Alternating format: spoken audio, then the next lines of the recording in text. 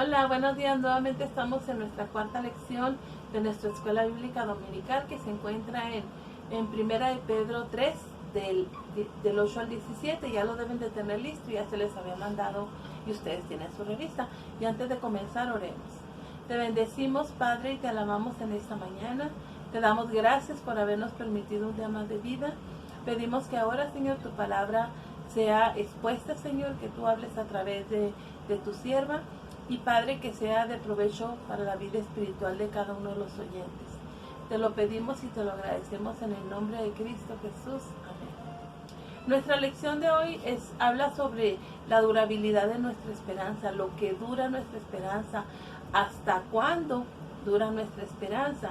Y nos dice ahí la verdad central o la parte clave, que podemos soportar el sufrimiento porque nuestra esperanza está no en cualquier persona, sino que está en Cristo. Y la palabra del Señor nos dice en esos pasajes tan hermosos de Pedro, que ya algunas veces hemos estudiado, que el cristiano no cambia por causa de las dificultades. Es el Espíritu de Dios quien cambia nuestras vidas a través de las dificultades que nosotros pasamos. En el versículo 8 nos dice que Pedro estaba aconsejando a la iglesia cómo debían tratarse entre los miembros de ella, entre los miembros de la familia de Dios.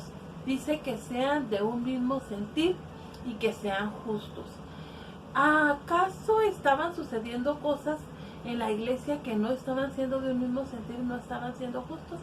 Sí, había problemas, había dificultades porque no todos los que estaban en la iglesia venían de un contexto judío, mucho menos de un contexto cristiano. Entonces, esto traía como consecuencia que había ciertas dificultades. Entonces, Pedro tiene que mandarles decir esto.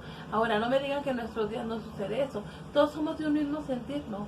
Ni siquiera a veces en la familia, mucho menos en la iglesia, que somos de diferentes familias y de dónde venimos cada uno de nosotros, el contexto que traemos por detrás. Nos dice Pedro también en el versículo 8 que nosotros debemos de bendecir cuando estamos atribulados, cuando estamos pasando por situaciones difíciles. ¿Cómo? ¿Estamos en dificultad y debemos de bendecir? Sí. Bendecir quiere decir bien decir cosas buenas, bellas. Si es a Dios, decirle cuán bello es, cuán hermoso, lo glorioso que es. Si es a una persona, decirle cosas buenas.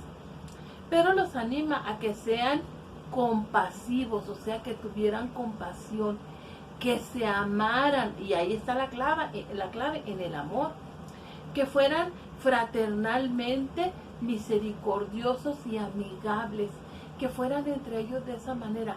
Esto, si lo hiciéramos siempre, nos evitaríamos tantos problemas. A tener un propósito en común, no andar uno por un lado, otro por el otro y otro por el otro, sino que todos tuviéramos un propósito común, un testimonio claro y penetrante en la sociedad. Si todo esto lo hiciésemos en la iglesia, en nuestra familia, seríamos de impacto para los demás. Acuérdense, un cambio comienza en mí. Un cambio sale de mí a mi familia, de mi familia sale a mi iglesia, a mi sociedad. Seríamos de más impacto si lo hiciéramos así, como nos dice Pedro. Cuando viene la prueba, los primeros en sufrir son los que están más cerca de nosotros. Si la prueba viene a mí, los primeros son mis hijos, mi esposo, mi familia más inmediata, mis hermanos, X, yo. Por eso dice que seamos amigables de un mismo sentido.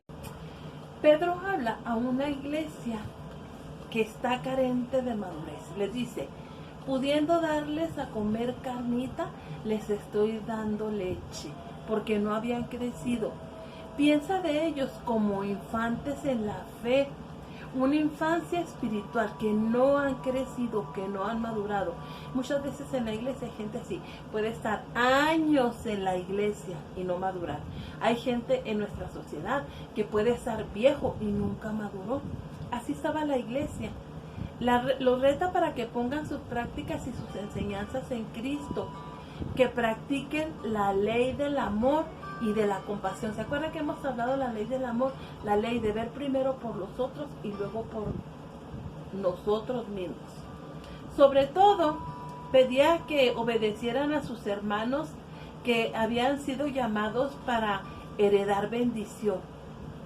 Para ellos, primero bendecir a ellos. Ellos habían sido llamados para dar bendición. Hemos sido llamados nosotros para dar bendición a otros. El cristiano también debe bendecir cuando está atribulado, ya lo dijimos. Y también el cristiano debe vivir sabiendo que Dios lo ve. Es que a veces pensamos, nadie me vio, pero Dios me está viendo. Debemos de vivir de esa manera. Pedro identifica el problema. ¿Cuál es el problema que estaba haciendo allí? Unos miembros de la iglesia no sabían cómo refrenar su lengua. El Salmo 34, 12 al 16 nos dice, resumiendo esto: guarda tu lengua del mal y tus labios no hablen engaño, y tus labios de hablar engaño. Les recuerda que Dios es quien juzgará la iniquidad, no ellos mismos. Yo tengo que guardar mi lengua para no hablar contra el otro, para no decir cosas malas, o sea, maldecir al otro, para no chismear, para no murmurar. Guardo mi lengua porque Dios me está viendo. Dios es el que juzga, no yo al otro y el otro al que sigue y aquel a mí. No nosotros a nosotros mismos nos juzgamos. Pedro tampoco era optimista de que las provincias de Asia hubiesen cambiado en favor de los cristianos. Podemos decirlo. No podemos ser optimistas de que toda la gente va a cambiar en relación a nosotros y no nos va a criticar, no nos va a censurar, no nos va a apuntar por el hecho de ser cristianos. Cometemos un error y luego dice, uy, y mira, ¿y eso que es cristiano? No, él sabe que no, pero va a decirles algo que si ellos lo practican va a ser una mejoría. El apóstol tiene que haber estado prometiendo buenos tiempos en el porvenir, en el día final. Si ustedes hacen esto, Dios les va a dar una recompensa en el día final. Pero aquí mismo les va a decir que muy pronto les va a dar la recompensa. Desafía a cada miembro de la iglesia, busca la paz y síguela. Dice en Romanos 12, en cuanto dependa de vosotros, estad en paz con todos. En cuanto dependa de mí, tener paz, buscar la paz y seguirla.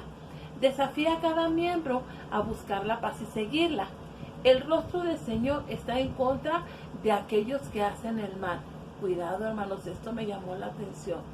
El rostro de Dios está en contra, está hacia un lado de los que están practicando el mal. Al estar bajo la presión de la prueba por parte de la sociedad, el cristiano puede pensar que Dios no está atento a su situación. Y podríamos pensar ahorita, Dios no está atento a nuestra situación. Mira cómo está el mundo, mira cómo está mi ciudad, mira cuántas personas han muerto, personas cerca de mí que amo, han muerto por el COVID.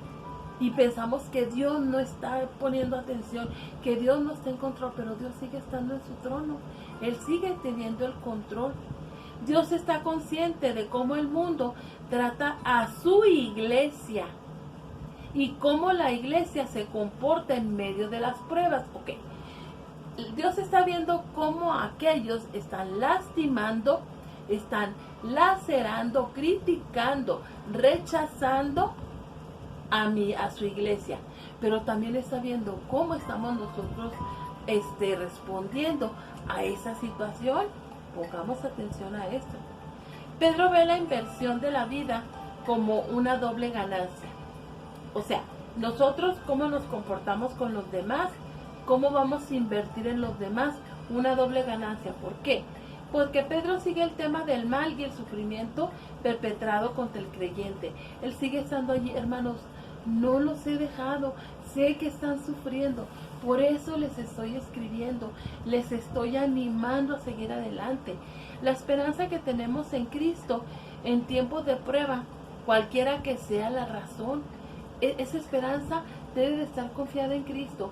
¿Cuál podría ser la situación por la que está pasando?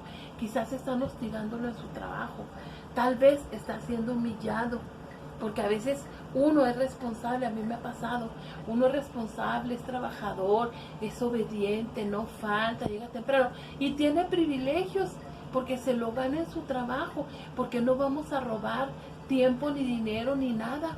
Y vamos a trabajar como debe de ser. Y eso nos da privilegios. Y eso hace que las demás personas le tengan coraje a uno. O le tengan resentimiento y creen un mal. O hablen mal de nosotros. Pedro lo sabía. Y sabía que los peores ataques vienen de afuera. De la sociedad incrédula. La sociedad incrédula nomás nos está mirando como cristianos, como creyentes, como hijos de Dios. ¿Qué hacemos y qué no hacemos?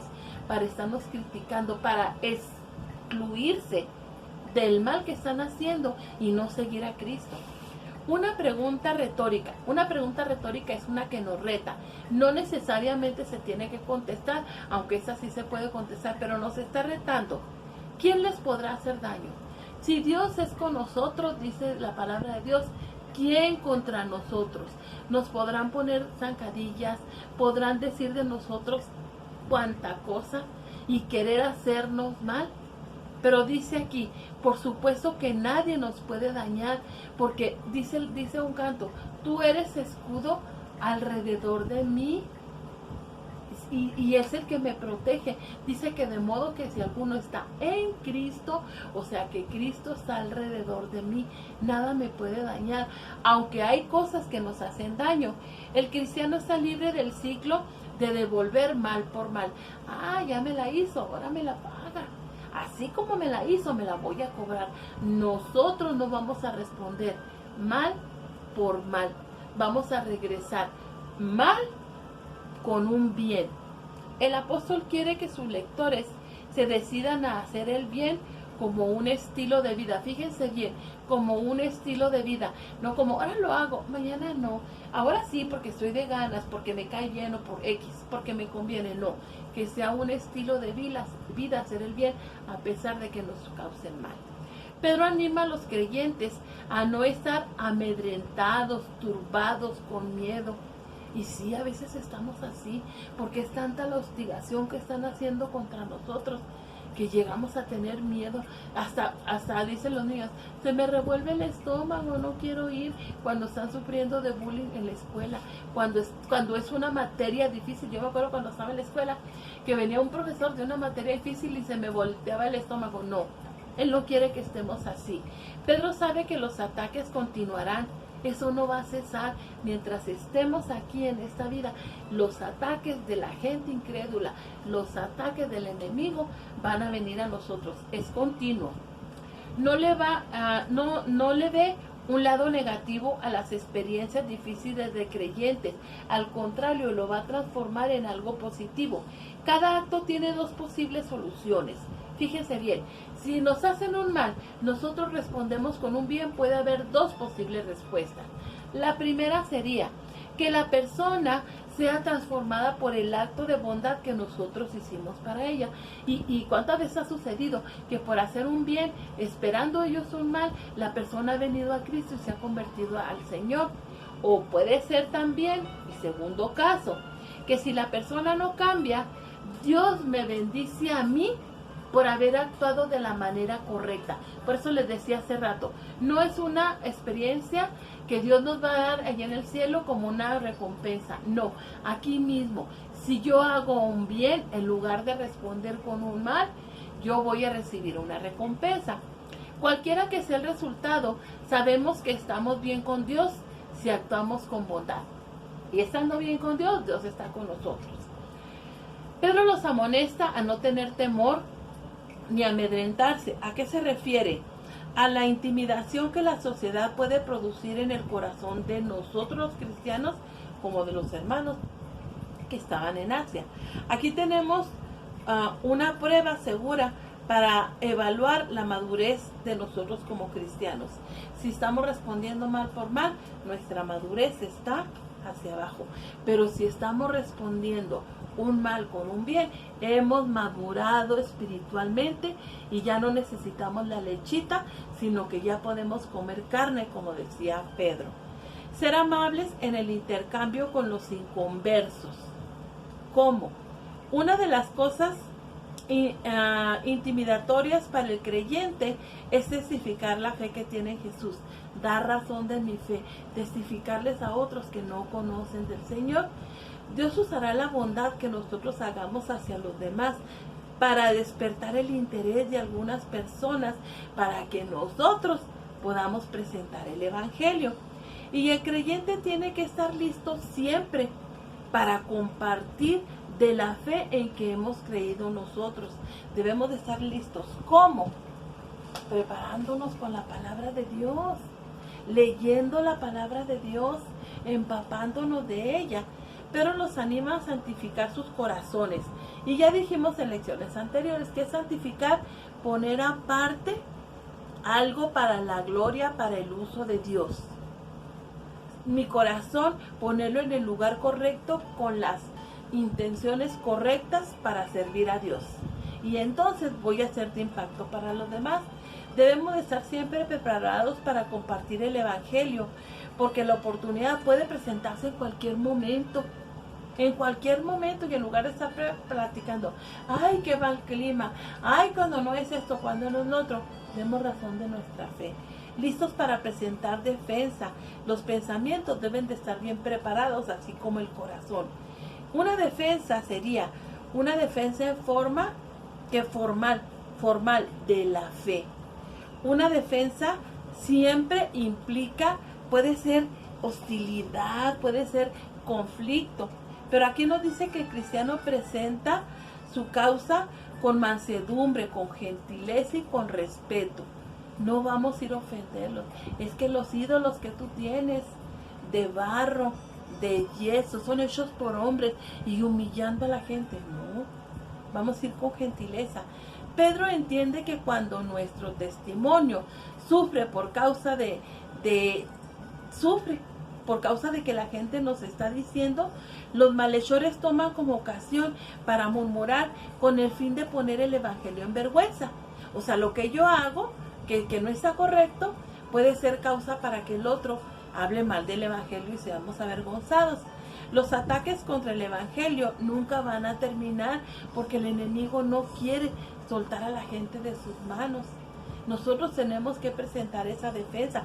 Eso va a ser interminable hasta que vayamos a la presencia del Señor o hasta que Él venga por su pueblo.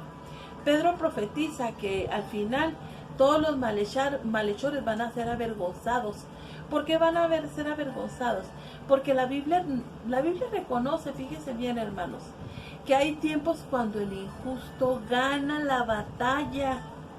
Hay ocasiones cuando el injusto nos gana, se sale con la suya, pero al final no. El carácter del cristiano puede suavizar muchas situaciones. Aquel que era mi enemigo, con mi buena acción, con mi buena ¿cómo se dice? Actitud, voy a ganarlo. Él provee el ambiente para que la fe en Cristo pueda llegar a esas personas. Debemos evitar las doctrinas controvertidas y detalles secundarios. ¿Qué es lo que debemos enfocarnos cuando vamos a testificar? Esto. ¿Quiénes éramos antes de conocer a Cristo? ¿Qué fue lo que Cristo hizo en mi vida? ¿De dónde me rescató? ¿Dónde estoy? Y que nos ha dado una buena vida en Cristo. Eso es lo impactante. Con nuestro testimonio, nada más, aunque no sepa mucho de Biblia, con eso sería suficiente. Y evitarme que si esto, que si lo otro, cuestiones secundarias. Si yo creo en que Cristo vino, nació, creció, murió por mí, quitó mis pecados, me cambió, Él resucitó y está con el Señor, ya lo demás es secundario. Eso es lo primario. Evitémonos discutir sobre esas cuestiones secundarias.